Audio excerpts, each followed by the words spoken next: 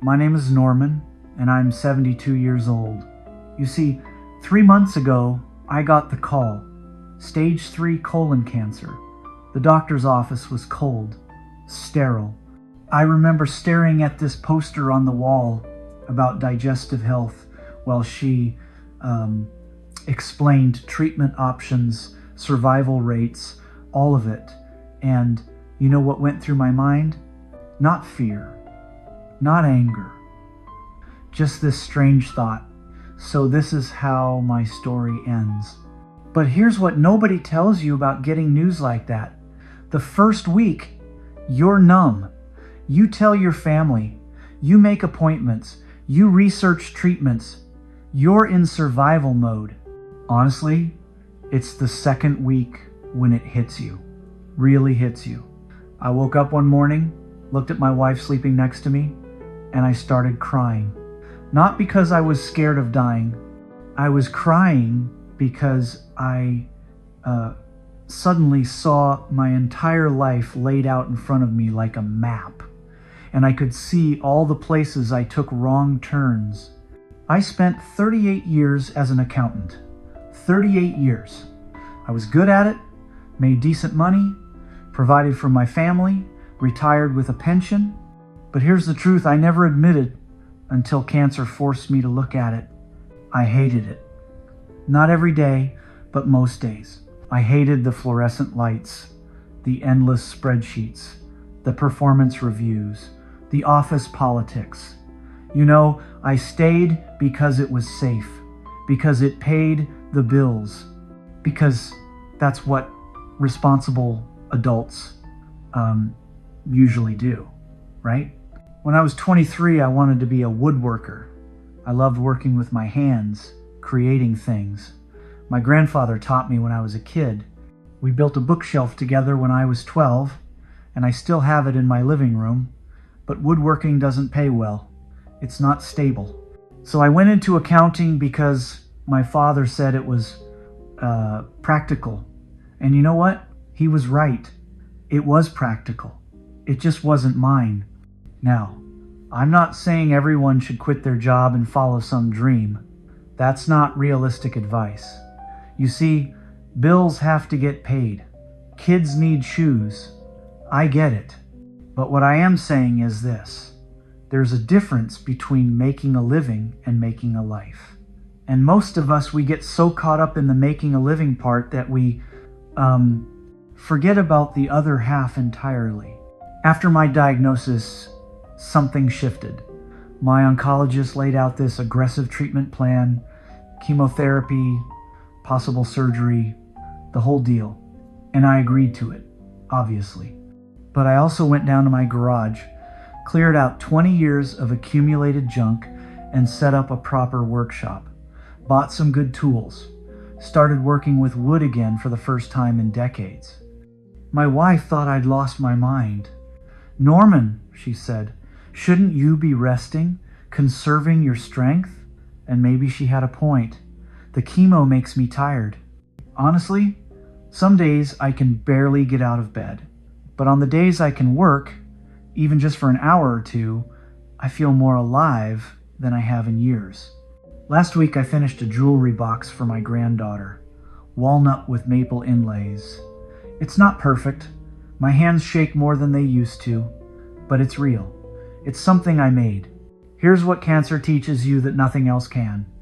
You don't have unlimited time to become the person you want to be. You think you do. When you're young, 40 years seems infinite. Even at 50, at 60, you tell yourself there's still time. There's always tomorrow. But sometimes tomorrow doesn't come. Or it comes with an expiration date stamped on it. I've been thinking a lot about regret lately. Not the big dramatic regrets, like cheating on my wife or committing some crime. I never did anything like that. It's the quiet regrets that haunt you. The dinner parties I skipped because I was tired.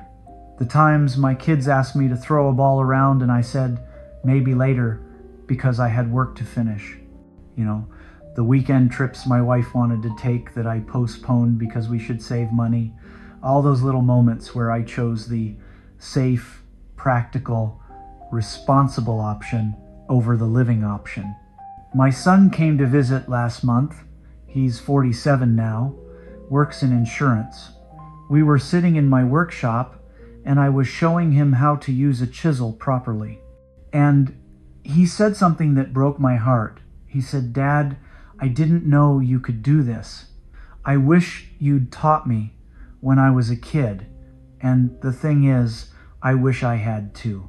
But I was too busy working late, too busy being responsible, too busy preparing for a future that I thought would last forever." Here's the thing. Nobody wants to admit we're all terminal, every single one of us. Some of us just have a clearer timeline than others. That sounds morbid, but it's not. It's actually liberating once you accept it. It means every choice you make today matters. Not someday, today. You know what the strangest part about having cancer is? People start treating you differently. They get this careful tone, this pity in their eyes. They say things like, "Stay strong," and "You've got this," and I appreciate it. But sometimes I want to tell them, you should be asking yourself these questions too, not waiting for a diagnosis to force you to. I'm not cured. The doctors are cautiously optimistic, but it's still touch and go. I might have 5 years, I might have 10, I might have 6 months. Nobody knows. But listen, I'll tell you what's changed. I don't waste time on things that don't matter anymore. I don't argue about politics with my brother-in-law. I don't stress about the stock market. I don't care if the neighbor's lawn looks better than mine. Instead, I work in my shop. I have long conversations with my wife where we actually listen to each other.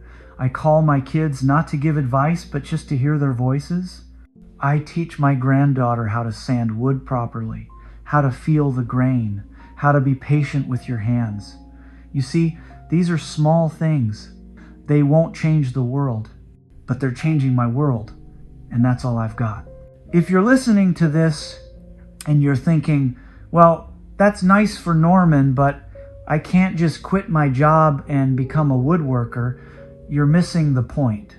I'm telling you to look at your life, really look at it, and ask yourself, am I living or am I just existing? There's this moment in chemotherapy about 2 hours in where the drugs really start hitting your system.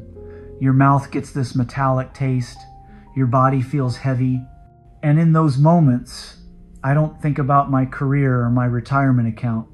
I think about my wife's laugh. I think about the smell of sawdust. I think about my daughter falling asleep on my shoulder during a car ride. Honestly, these are the things that matter. Everything else is just noise. You might be watching this and thinking I'm being dramatic because I'm sick. Maybe you're right, but I don't think so. I think I'm finally being honest in a way I never let myself be before. For 72 years, I played by the rules. I did what was expected.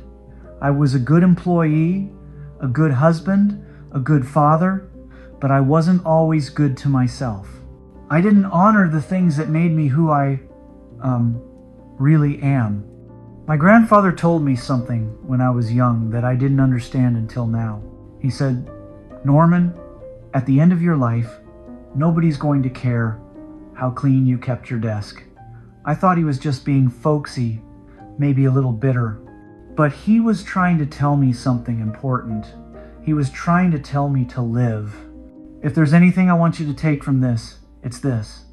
Don't wait for cancer or a heart attack or some other crisis to give yourself permission to live the life you actually want. You don't need permission. You already have it. The question is whether you'll use it. I started chemotherapy on a Tuesday. On that Saturday, despite feeling terrible, I went down to my shop and started a new project, a chess set hand-carved for my son. Will I finish it? I don't know, but I'm going to try, because trying is what matters. Showing up for the things that make you feel human is what matters. Some of you watching this are in jobs you hate. Some of you are in relationships that don't fulfill you anymore. You know, some of you have dreams you put in a drawer 20 years ago and told yourself you'd get back to them someday, and that someday keeps getting pushed further and further away. Stop pushing it. Start today. Not tomorrow, not next year, today. I'm not going to stand here and tell you that following your dreams will solve all your problems or that everything will work out if you just believe hard enough. Life doesn't work like that.